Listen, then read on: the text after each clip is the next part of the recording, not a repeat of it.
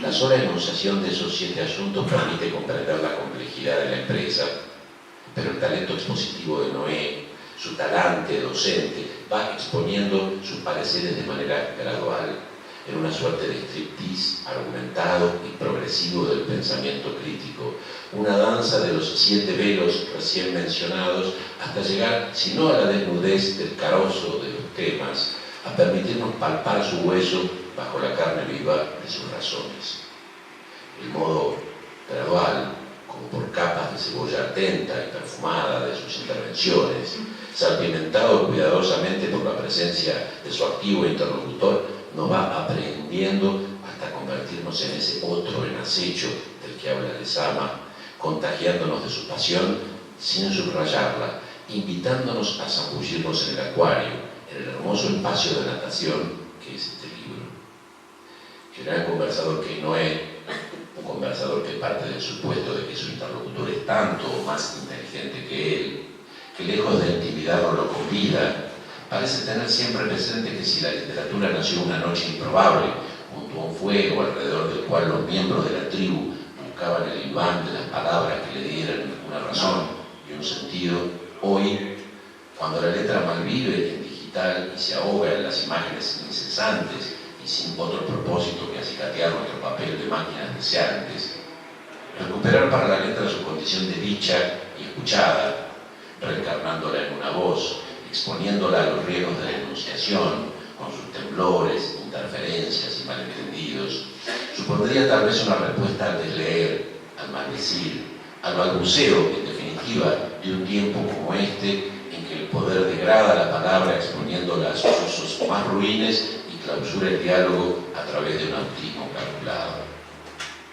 Los invito amablemente a poner la ropa de baño en la mochila, usarla y zambullirse, casi desnudos, como los hijos de la mar, según decía Machado, en las aguas inquietas y al mismo tiempo amigables de este libro que, al fin y al cabo, para decirlo con palabras de otro gran interlocutor, no es más que un nuevo capítulo de esa conversación infinita con la que el querido Noé nos convoca, nos provoca y nos despabila. Gracias a él por su disponibilidad de siempre, a Demian, que haciendo honor a su apellido ha sabido armar con Noé hermosas paredes futboleras con ideas y palabras, y a su editor, que ha sabido reconvertir su apellido en un don, en un presente valioso y propositivo que hoy recibimos y celebramos con alegría. Muchas gracias.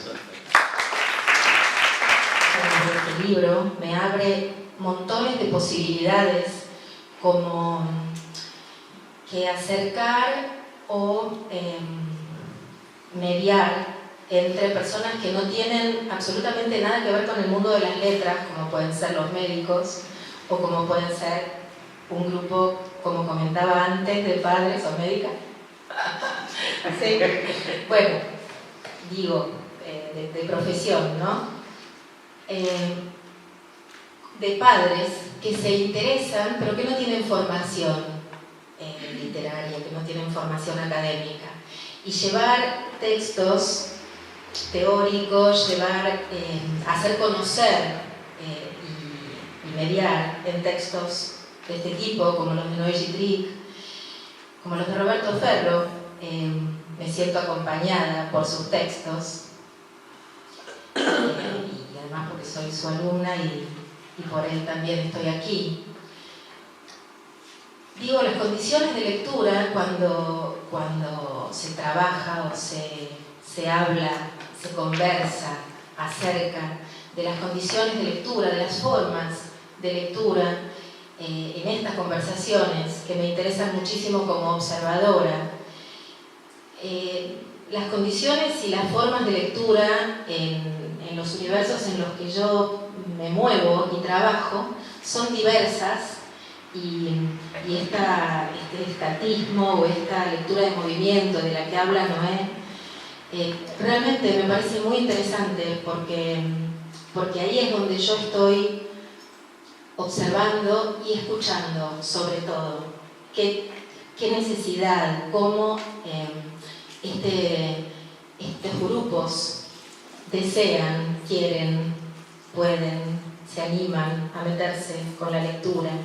Así que en este recorrido de lectura, más allá de los diálogos y de la escritura, más allá de las necesidades de escribir, más allá de que la escritura sea un llamado cuasi religioso, como se menciona en el libro, pero esta danza y esto que observo en relación a cómo va cambiando el rol, de pronto el facilitador se convierte en alguien que da respuestas que tampoco son respuestas, que son preguntas que todo el tiempo están abriendo puertas. Me leí el libro de adelante para atrás y de atrás para adelante, y finalmente opté por algo que se me tendría que haber ocurrido desde el principio. Efectivamente, como se dijo acá varias veces, el libro es un diálogo, es una conversación.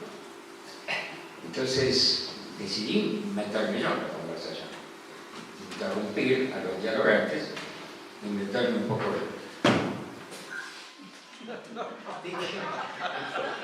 otra interrupción. Algo se va a terminar rompiendo. Que la lectura, en ese sentido, moderno, occidental y burgués del término, tiene que ver con la mirada. Requiere, solicita, demanda a los ojos, a la mirada. Uno se pregunta entonces si la lectura no forma parte, en cierto sentido, de eso que algún autor llamó la dominación ocular centrista, característica de la modernidad occidental, ¿no? Y que afectó a todas las formas de arte, no solamente a las artes plásticas. Yo siempre me he preguntado por un gran misterio, nunca nadie me lo supo explicar, que es el por qué en los museos no se pueden tocar las esculturas, cuando la escultura, por lo menos en el sentido clásico del término, es una forma de arte que tiene un volumen o ocupa un espacio, está hecha de materiales que pueden ser más cálidos o más fríos, más ásperos o más suaves, no es lo mismo el mármol que la madera que el metal, y sin embargo se actúa con la escultura como con una pintura aurástica en el sentido benjaminiano, digamos, hay que contemplar la distancia, etc.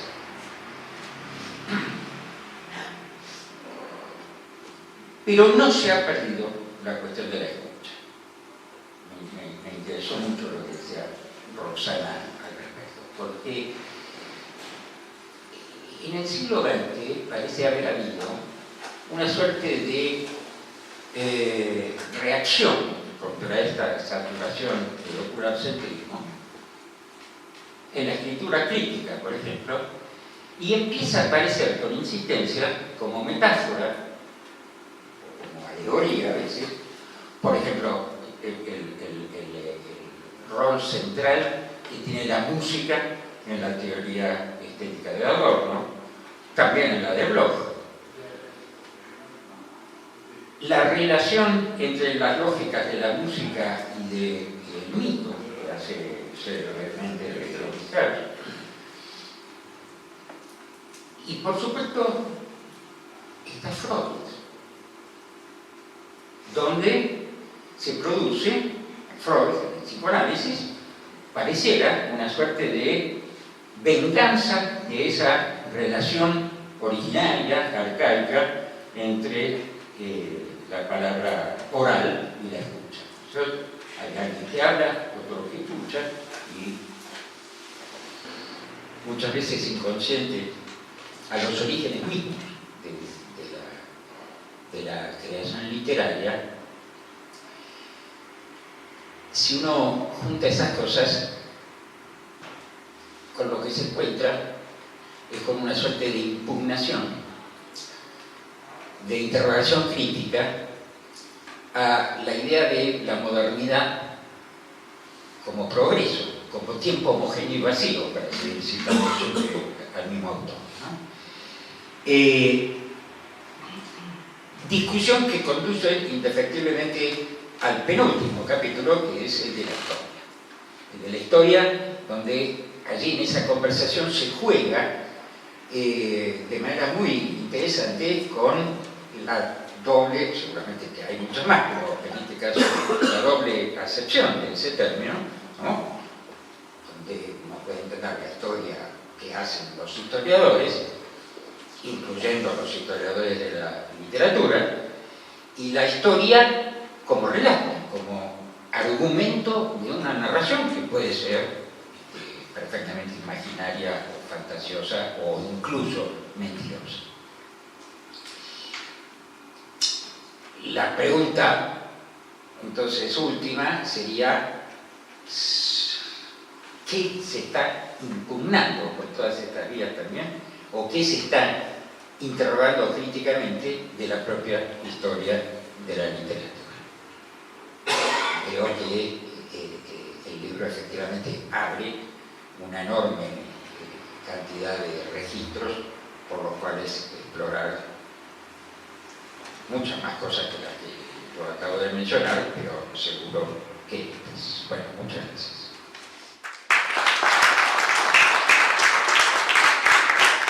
Bueno, para empezar tengo que agradecer, por supuesto, a Juan Carlos Maldonado de Alción, que recibió nuestra inquietud del proyecto, leyó el libro y le pareció que era publicable, que era valioso. Bueno, también tengo que agradecer a la gente acá del Bar Cultural Wallace que nos dio el lugar, y por supuesto a nuestros dos comentaristas y nuestra comentarista, que como recién escucharon fue un lujo. Yo no tengo mucho para agregar ahora per se. Como dije, podemos tal vez ahora dialogar un poco, pero para decir dos o tres cosas muy breves y puntuales. Digamos que la intención del libro, en una sociedad como la actual, donde hay un permanente, una proliferación, una avalancha, un entrecruzamiento constante, permanente, que nos llega de imágenes y de discursos, y bueno, teniéndolo a Noé a mano, me pareció que podía ser productivo discutir y debatir en torno a la literatura como parte de una práctica discursiva más que circula, y tratamos de pensarlo también en un sentido fundamentalmente crítico, es decir, tratar de conectar la literatura, por supuesto, con la sociedad. No es una disciplina aislada, no es una cuestión académica ni un nicho intelectual, por así decir. Entonces, bueno, lo que nos propusimos fue de algún modo descomponer el fenómeno de la literatura en algunas partes componentes más bien sencillas y básicas en un primer momento. Por eso la primera y la segunda charla aluden a los motores fundamentales, que es leer y escribir. Luego avanzamos hacia la cuestión, por así decir, formal. Por eso nos metemos en las cuestiones en relación a la poesía y a la narración, a la prosa, y luego ya avanzamos un poco más en cómo se configuran mundos o cómo se complejiza la cuestión si hablamos de historia o de crítica o de discurso mismo. Entonces, bueno, nuestra intención y nuestra aspiración, y un poco como creo que lo expresaron acá nuestros importantes lectores y comentaristas, bueno, es abrir puertas, es problematizar, es discutir, y tratar de hacer un aporte en ese sentido, en reflexionar y en criticar distintas cuestiones del fenómeno literario y en su conexión con la sociedad y también con otros discursos de otras disciplinas y demás. Yo no tengo mucho más para decir, salvo que esto es para mí por lo menos es una fiesta, es un festejo, es un hecho celebratorio, como también decía Guillermo, recordando además ahora la premiación de Noé en México, nada más y nada menos que por la Academia de la Lengua Mexicana, por una trayectoria y una vida dedicada a estas cuestiones de la literatura y de la cultura. Y bueno, no tengo mucho más para decir, más que gracias a ustedes, gracias a los comentaristas y gracias a Noé. Se me ocurre que yo debería leer este libro. El pleno, que hicimos hasta ahora ha generado muchas cosas, y a lo mejor encuentro que no vimos todo el ancho que se podía dar. Pero también quiero decir otra cosa, ¿no? Digamos, como un resto de algún aprendizaje en mi periodo francés, también la escritura que iba surgiendo después de, digamos, del movimiento del estructuralismo, ¿no? En el postestructuralismo empiezan a preocuparse por la cuestión de la escritura, ¿no? Se me borra el nombre de Telquel, la revista Telquel, y empieza a plantear la cuestión y tiene el apoyo de la obra de Derrida, que abre un camino sobre la cuestión de la escritura muy, muy importante. Es decir, entonces uno empieza a pensar, bueno, ¿qué significa, digamos, en la marcha social estas dos actividades, lectura, escritura? Cuando hicimos también, Eduardo participó de esa empresa y Roberto, la revista SIC, hablamos de ese, problematizamos este cruzamiento. Bueno, eso estaba, en mi cabeza está permanentemente. Pero ¿cómo surge esto, digamos? Yo digo que esto hablo permanentemente, y aquí Debian era un poco víctima de eso, que venía a conversar conmigo de sus arrebatos revolucionarios en aquel momento, digamos, la figura de Trotsky dominaba sus sueños y su realidad, y yo lo conducía a esto, decía, no, mirá, Trotsky hay que verlo también de otro modo, digamos, era un tipo que pensaba también en otras cosas, no pensaba en la, ¿cómo se llama?, revolución permanente. También pensaba... Bueno, también la literatura de nosotros. Sí. Y lo que podríamos, y volver al concepto inicial, cultura serían todos los hechos y los textos que tienen efecto, que siguen teniendo efecto. Y bueno, en eso estamos. Simplemente que este es un capítulo más, para mí, y ayudado en este caso por Demian, con el entusiasmo que pone, el fervor, la bondad intrínseca que tiene esta persona, digamos, para mí es un capítulo más de una búsqueda. Reproduce o sigue ese título también tan incitante del gran show, La conversación infinita. Porque la conversación es otra de esas cosas, es otra de esas maneras de buscar. No es intercambio, no es competencia, es una construcción muy especial que resulta, aunque fracasa, pero que se sigue buscando, porque eso es lo que nos da la cifra de nuestra existencia en este mundo, ¿no? Quería añadir eso nada más.